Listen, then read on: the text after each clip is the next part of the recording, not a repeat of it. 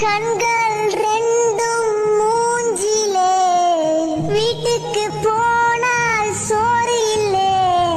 kitchen முழுக்கா தேடினேன் குண்டால கைய விட்டு நோண்டுனேன் இது நியாயமா வயிறு காயுமா 2 தோசையாச்சு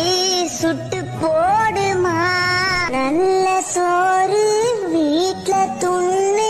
ரொம்ப நாள் ஆனதே 4 நாளா பட்னியாயிருந்து வயிறு வெந்து போனதே கறி குழம்பும் போனது மீன் குழம்பும் போனது சாம்பார துண்ணு புட்டு வாடினேன் பிரியாணி போனது குஸ்காவும் போனது தண்ணிய குச்சி புட்டு தூங்கினேன் ரசமே ரசம்